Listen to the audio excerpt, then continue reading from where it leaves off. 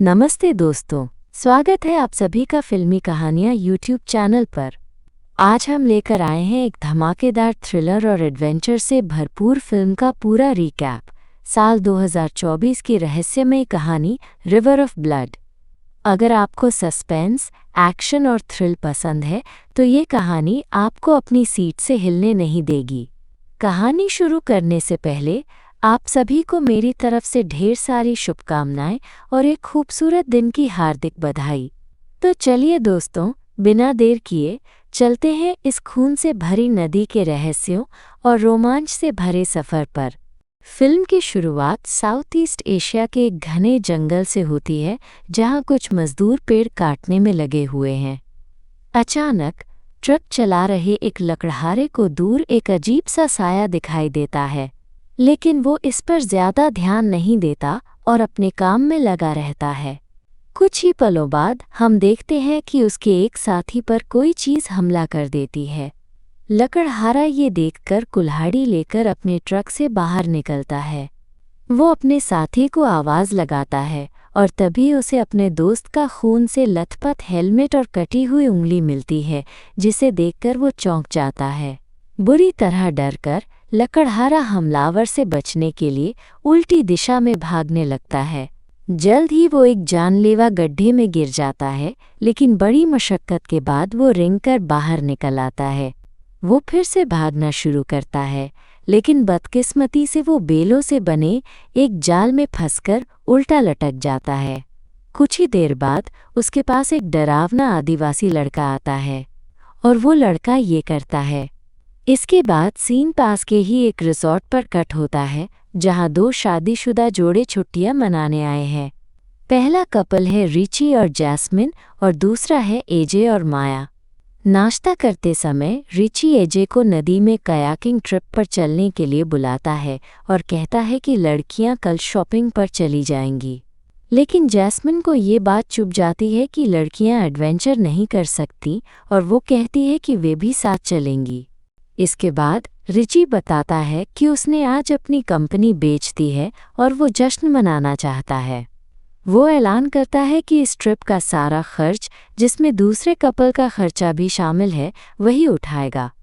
माया ये सुनकर बहुत खुश होती है और उसे धन्यवाद देती है, लेकिन एजे ज़्यादा खुश नहीं लगता। बाद में अपने कमरे में एजे गुस्से में माया से पूछता है कि रिची उनके ट्रिप के पैसे क्यों भरेगा। क्या वो सोचता है कि वे इसका खर्चा नहीं उठा सकते? माया उसे समझाती है, याद दिलाती है कि वो और रिची स्कूल के ज़माने से सबसे अच्छे दोस्त हैं और ये कोई बड़ी बात नहीं है। लेकिन एजे अभी भी इस बात से नाराज़ है कि इतने करीब होने के बावजूद रिची ने जब अपनी कंपनी शुरू की थी तो उसे शामिल नहीं किया। फिर हमें पता चलता है कि एजे माया के पिता की कंपनी में काम करता है, लेकिन वो इससे खुश नहीं है क्योंकि सब जानते हैं कि उसे ये नौकरी सिर्फ अपनी पत्नी की वजह से मिली है। अगले दिन ग्रुप अपनी कायाकिंग ट्रिप के लिए तैयार होता है और अपने गाइड से मिलता है।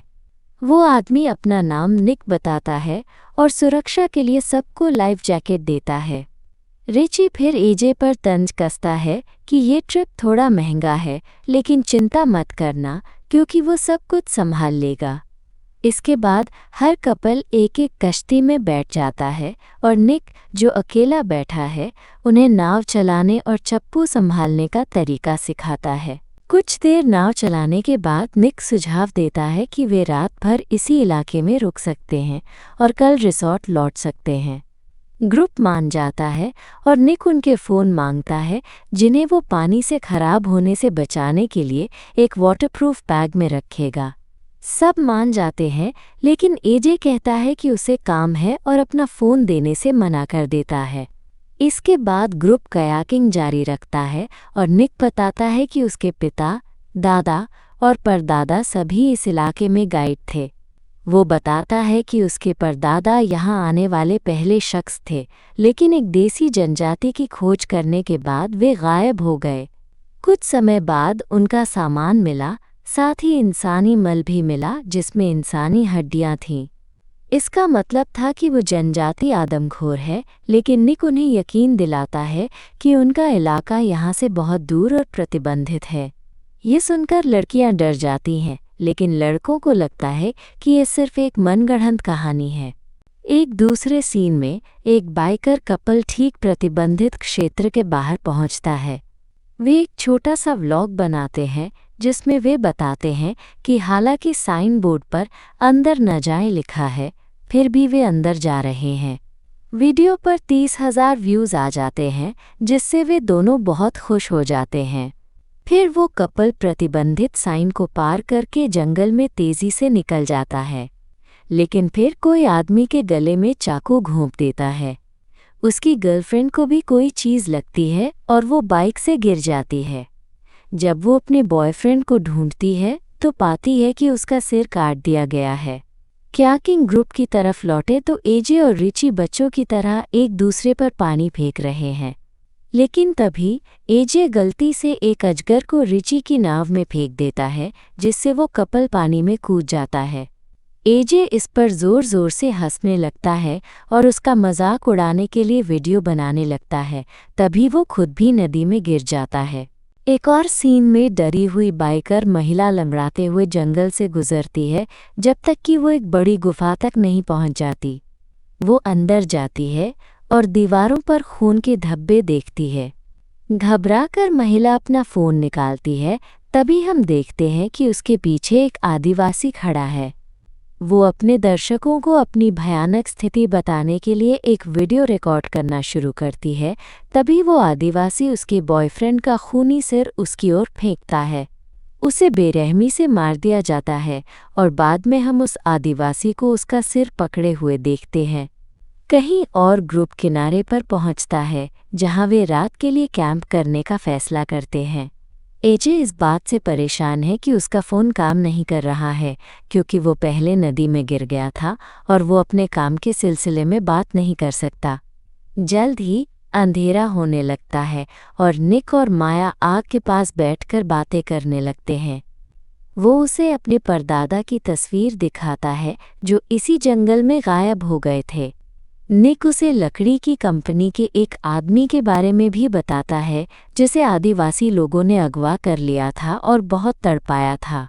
निक बताता है कि कैसे उस लकड़हारे को एक गुफा में ले जाया गया और उसे तुरंत मारने के बजाय जिंदा रखा गया।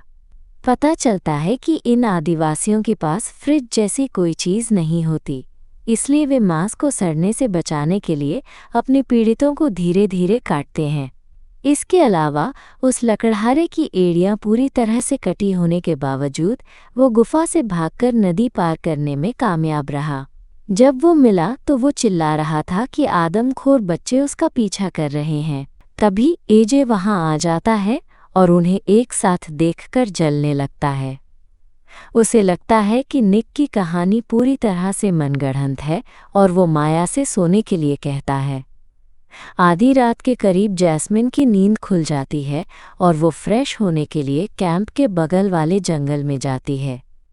लेकिन जल्द ही एजे उसे गले लगाने के लिए आता है, क्योंकि पता चलता है कि दोनों का एक सीक्रेट अफेयर चल रहा है। जैस्मिन तब सुझाव देती है कि वे अपने पार्टनर को सच्चाई बता दें, क्योंकि उनकी इस ट्रिप का मकसद यही था। हालांकि एजे मना कर देता है, ये कहते हुए कि वो और रिची बहुत लंबे समय से सबसे अच्छे दोस्त हैं और वो उसे चोट नहीं पहुंचाना चाहता। वो ये भी कहता है कि माया के पिता रिटायर होने वाले हैं, इसलिए उसे कंपनी में उनकी जगह लेने तक इंतज़ार करना होगा। लेकिन ये जैस्मिन को गुस्सा दिला देता है, क्योंकि उसे समझ आता है कि एजे बस उसे बहला रहा है और अपनी पत्नी को कभी नहीं छोड़ेगा। दोनों बहस करने लगते हैं, जिसके बाद जैस्मिन अपना मन शांत करने के लिए जंगल में और अंदर चली जाती है। इस बीच एजे कैंप में लौट आता है, जहां हम देखते हैं कि रिची और माया दोनों पूरी देर से जगे हुए थे। अगली सुबह जब सब उठते हैं तो वे हैरान हो जाते हैं कि रिची कहीं नहीं है। पता चलता है कि वो निक की कश्ती भी ले गया है, जिसमें उन सबके फ़ोन थे। चिंतित होकर वे बची हुई 2 कश्तियों में बैठकर उसे खोजने निकल पड़ते हैं। ग्रुप आखिरकार नदी में उस जगह पहुंचता है जो प्रतिबंधित क्षेत्र की ओर जाती है। निक उन्हें आगे न जाने की सख्त सलाह देता है और सुझाव देता है कि वे अपनी जीप पर लौट जाएं और अधिकारियों से रिची को खोजने के लिए कहें। हालांकि दूसरे लोग रिची के बिना जाने से मना कर देते हैं और एजे कहता रहता है कि ये आदमखोर जनजातियों की कहानियां सब बकवास हैं। अब निक के पास उनकी बात मानने के अलावा कोई चारा नहीं बचता। ग्रुप फिर प्रतिबंधित क्षेत्र में प्रवेश करता है, जहां उन्हें जल्द ही एक खाली कश्ती और एक लाइफ जैकेट मिलती है, लेकिन रिची का कहीं पता नहीं होता। तीनों उसे खोजने का फैसला करते हैं, जबकि निक किनारे पर ही रुकता है। वो कहता है कि अगर वे 1 घंटे के भीतर नहीं लौटे तो वो अकेला ही चला जाएगा। बाकी लोग मान जाते हैं और रिची की तलाश में घने जंगल में चले जाते हैं। कुछ ही देर बाद निक को दूर से कुछ आवाज़ें सुनाई देने लगती हैं। वो अपना चाकू निकालता है और जांच करने के लिए जंगल में जाता है। उसे वहां कपड़े पहनाए हुए कई पुतले और पीड़ितों के सामान से सजा एक पेड़ दिखाई देता है, जिसे देखकर वो डर जाता है। इससे भी बुरी बात यह है कि उसे उनमें अपने परदादा की टोपी भी मिलती है। हालांकि उसे पास में ही छिपकर बैठा एक आदिवासी नजर आता है। डरा हुआ गाइड तुरंत अपनी जान बचाने के लिए भागता है और वो आदिवासी उसका पीछा करता है। वो आखिरकार कश्ती तक पहुंचता है और कुछ देर के लिए सब कुछ शांत हो जाता है। निक मान लेता है कि हमलावर चला गया है, लेकिन फिर अचानक इस बीच तीनों आखिरकार उस गुफा में पहुंचते हैं जहां पहले बाइकर महिला पर हमला हुआ था। उन्हें वहां खून से सना खाली हेलमेट मिलता है। तभी रिची हंसते हुए कहीं से प्रकट होता है। वो माफ़ी मांगता है और कहता है कि उसे नींद नहीं आ रही थी, इसलिए वो कैंप से चला गया था। वे उससे फ़ोन वाले बैग के बारे में पूछते हैं, लेकिन वो कहता है कि उसने उसे नहीं लिया। कश्ती की ओर वापस जाते समय एजे रिची से पूछता है कि क्या सब ठीक है और वो इस तरह क्यों गायब हो गया था। जवाब में रिची अचानक उस पर अपनी कामयाबी से जलने का आरोप लगाता है। वो दावा करता है कि एजे ने माया जैसी खूबसूरत लड़की से शादी की और बिना किसी मेहनत के नौकरी पाली, लेकिन ये भी उसके लिए काफ़ी नहीं है। रिची फिर एजे को उसका फ़ोन देता है, ये दावा करते हुए कि ये अब काम कर रहा है। इससे एजे को एहसास होता है कि रिची ने ज़रूर उसका फ़ोन चेक किया होगा और अब उसे उसके अफेयर के बारे में पता है। जब वे किनारे पर लौटते हैं तो वे पाते हैं कि निक अपनी कश्ती के साथ गायब है। उन्हें लगता है कि उसने उन्हें छोड़ दिया है, लेकिन उन्हें उसका चाकू ज़मीन पर मिलता है। ग्रुप फिर बची हुई 2 कश्तियों में सवार होता है और खुद ही निकलने का फैसला करता है। हालांकि कुछ देर चलने के बाद उन्हें एक किनारे पर निक की कश्ती मिलती है और वे सोचते हैं कि क्या वो अभी भी आसपास है। दूसरों को दूर एक बर्तन दिखाई देता है और वे जांच करने के लिए आगे बढ़ते हैं, लेकिन तभी उन्हें एक बर्तन के अंदर उबलते हुए निक के सिर का खौफनाक नज़ारा दिखता है, जिससे उनकी जान निकल जाती है। अब ग्रुप को एहसास होता है कि गाइड आदमखोरों के बारे में सही कह रहा था और वे तुरंत अपनी कश्तियों में लौट जाते हैं। वे वहां से निकलना शुरू कर देते हैं, इस बात से अनजान कि एक आदिवासी उन पर नज़र रखे हुए है। जल्द ही वो आदमी पानी से निकलता है और तुरंत एजे पर हमला कर देता है। दूसरे उसकी मदद के लिए दौड़ते हैं और माया उस जंगली आदमी को एक बड़े पत्थर से मारती है। एजे निक के चाकू से उसे घोंपकर बुरी तरह घायल कर देता है। इस बीच एक और आदिवासी दूर से सब कुछ देखता है, लेकिन बीच में नहीं आता। ग्रुप तब नोटिस करता है कि तेज़ बहाव उनकी कश्तियों को बहा ले गया है, इसलिए वे उन्हें खोजने के लिए दौड़ते हैं। बाद में जो आदिवासी सब कुछ देख रहा था, वो अपने दोस्त के पास पहुंचता है जो मौत के कगार पर है। वो उसकी छाती में एक कुल्हाड़ी मारता है और उसकी पीड़ा समाप्त कर देता है। फिर वो अपने दोस्त का दिल चीर कर निकालता है और बदला लेने की कसम खाते हुए उसे खाने लगता है। इस बीच ग्रुप को एहसास होता है कि उन्होंने अपनी कश्तियों के साथ नदी का रास्ता भी खो दिया है, लेकिन जल्द ही अंधेरा होने लगता है और उनके पास रात के लिए रुकने के अलावा कोई चारा नहीं है। वे एक एक करके पहरा देने का फैसला करते हैं और सुबह होने पर ही आगे बढ़ने का इरादा रखते हैं। उस रात बाद में रिची पहला पहरा देता है और माया उससे बात करने के लिए उसके पास आती है। वो उसे बताता है कि जैस्मिन 3 साल की कोशिश के बाद आखिरकार गर्भवती है। लेकिन दुख की बात यह है कि उसने कुछ टेस्ट करवाए और पता चला कि ये बच्चा उसका नहीं है। इसके बावजूद रिची कहता है कि वो अपनी पत्नी से प्यार करता है और उसने उसके साथ रहने का फैसला किया है। कुछ समय बाद एजे पहरा देने की बारी लेता है और मच्छरों से परेशान हो जाता है। वो कुछ कीचड़ उठाकर अपने पूरे शरीर पर लगा लेता है। इस बीच दूरी में हम पहले वाले आदिवासी को घात लगाए घूमते हुए देखते हैं, जो हमला करने का मौका ढूंढ रहा है। एजे कीचड़ में लेट जाता है। जल्द ही आदिवासी संयोग से पास से गुजरता है, लेकिन वो उसे नोटिस नहीं करता। एजे इसका फायदा उठाकर उस आदमी पर चाकू से हमला कर देता है। हालांकि आदिवासी बहुत मजबूत है और आसानी से एजे को कुल्हाड़ी से मारकर बेहोश कर देता है। किस्मत से रिची आकर उस पर पीछे से हमला करता है, जबकि बेहोश एजे फिसलकर एक दरार के नीचे गिर जाता है। कुछ समय बाद एजे को होश आता है और वो आदिवासियों के एक समूह को देखता है, जिन्होंने रिची को बांध रखा है और उसे खाने का इरादा रखते हैं। जब वे विचलित होते हैं तो एजे चुपके से झाड़ियों से रेंगता हुआ अपने दोस्त के पास पहुंचता है। रिची मदद के लिए गिड़गिड़ाता है, लेकिन एजे अफसोस के साथ जवाब देता है कि वो उसकी मदद करने की स्थिति में नहीं है। वो लड़कियों को बचाने का वादा करता है और भाग जाता है, भले ही रिची उससे न जाने की भीख मांगता रहता है। जल्द ही आदिवासी रिची के चारों ओर इकट्ठा होते हैं और एक अजीब अनुष्ठान करते हैं, जिसमें वे उसकी एड़ी काटते हैं। लेकिन फिर वे अप्रत्याशित रूप से उसे छोड़ देते हैं और बड़ों में से एक उसके खून को छूता है और एक छोटे लड़के को उसे सूंघाता है। एक घायल रिची जंगल में लंगड़ाता हुआ बाहर निकलने का रास्ता खोजने की सख्त कोशिश करता है, लेकिन वो खो जाता है और देखता है कि आदिवासी उसे चारों तरफ से घेर रहे हैं। वो जल्द ही पहले वाले छोटे लड़के के सामने आता है और मदद की गुहार लगाता है, लेकिन लड़का उसे धक्का दे देता है, जिससे एक खूंटा उसके दिल के आर पार हो जाता है। अगली सुबह जब लड़कियां उठती हैं तो वे एजे को खून से लथपथ पाती हैं और रिची कहीं दिखाई नहीं देता। एजे बस झूठ बोल देता है और दावा करता है कि रिची जीप खोजने के लिए आगे चला गया है। जल्द ही वे तीनों नदी तक पहुंचने में कामयाब हो जाते हैं, लेकिन जब वे एक आदिवासी को अपना पीछा करते हुए देखते हैं तो वे डर जाते हैं।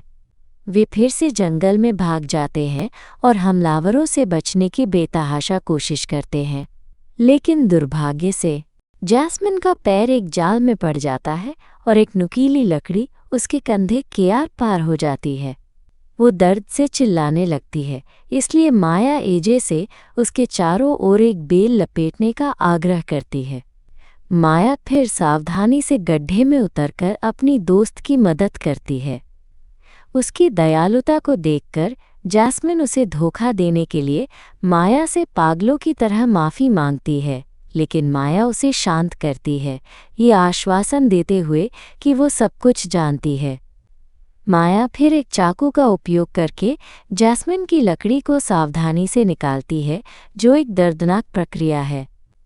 एक बार जब ये हो जाता है तो एजे दोनों महिलाओं को गड्ढे से बाहर खींचता है और वे अपनी चोटों और कमजोरी के बावजूद अपनी यात्रा जारी रखते हैं। कुछ समय बाद तीनों आखिरकार नदी पर वापस पहुंचने में कामयाब हो जाते हैं, जहां उन्हें अपनी एक कश्ती मिलती है। इससे उन्हें कुछ राहत मिलती है, लेकिन चप्पू न होने के कारण वे तेजी से आगे बढ़ने के लिए संघर्ष करते हैं। थोड़ी देर बाद लड़कियां सो जाती हैं और एजे अप्रत्याशित रूप से कश्ती से बाहर निकलकर वापस जंगल में चला जाता है। वो फिर अपने फ़ोन पर उनकी स्थिति के बारे में एक वीडियो बनाता है और बताता है कि कैसे आदमखोर उनके पीछे पड़े हैं। वो अपना फ़ोन एक पेड़ की डाल पर छोड़ देता है और तेज़ आवाज़ में वीडियो चलाता है। ये जल्द ही एक आदिवासी का ध्यान आकर्षित करता है, जो फ़ोन ढूंढता है और उत्सुक हो जाता है। एजे इस मौके का फ़ायदा उठाकर उस पर पीछे से हमला कर देता है, लेकिन दुर्भाग्य से वो आदमी बहुत मजबूत है। वो कोई रहम नहीं दिखाता और एजे का चेहरा कीचड़ में दबाकर और उसका दम घोंटकर उसे तड़पाता है। फिर वो उस बेचारे को कुल्हाड़ी से पीटना शुरू कर देता है, जिससे वो बुरी तरह कमज़ोर हो जाता है। अंत में आदिवासी एजे के गले में एक बेल बांधता है और उसे एक पेड़ से लटका देता है। वो कश्ती में गुजर रही दो महिलाओं को भी देखता है और उन पर हमला करने की तैयारी करता है, लेकिन एजे को पेड़ में एक चाकू गड़ा हुआ मिलता है और वो आखिरकार खुद को छुड़ा लेता है और फिर उस आदिवासी पर चाकू फेंकता है।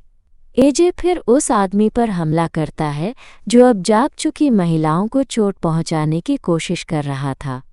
दोनों आदमियों के बीच एक गहन और खूनी लड़ाई होती है, जबकि महिलाएं इस मौके का फ़ायदा उठाकर कश्ती में भाग जाती हैं।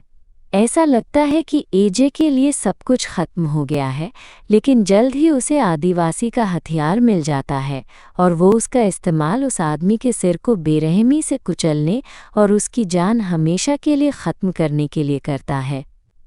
जल्द ही एजे थोड़ी देर तैरता है और फिर से कश्ती तक पहुंचने में कामयाब हो जाता है, लेकिन जब वो ऊपर चढ़ने वाला होता है तो वो देखता है कि कई आदिवासी इकट्ठा हो गए हैं। माया उससे कश्ती में आने का आग्रह करती है, लेकिन एजे को रिची के साथ अपनी यादें याद आती हैं और उसे अपने सबसे अच्छे दोस्त को मरने के लिए छोड़ने का पछतावा होता है। इस प्रकार वो अपना बदला लेने का फैसला करता है और एक बार फिर जंगल में लौट जाता है, हालांकि माया उससे न जाने की गुहार लगाती है। एजे गुस्से में आदिवासियों के पास पहुंचता है और उन पर कुल्हाड़ी से हमला करना शुरू कर देता है। हालांकि अंत में वे जंगली उस पर हावी हो जाते हैं और उसे मार देते हैं। आखिरी सीन में जैस्मिन और माया एक किनारे पर पहुंचती हैं, जहां से वे एक बड़ी चट्टान पर चढ़ती हैं। काफ़ी मशक्क़त के बाद वे आखिरकार जंगल से बाहर निकलने में कामयाब हो जाती हैं। जल्द ही उन्हें कुछ स्थानीय लोग मिलते हैं और वे लोग मेहरबानी करके उन्हें शहर तक लिफ्ट देते हैं और आखिरकार उनकी इस खौफनाक मुसीबत का अंत होता है। तो दोस्तों, ये थी रिवर ऑफ ब्लड की रहस्यमयी और रोमांच से भरी कहानी।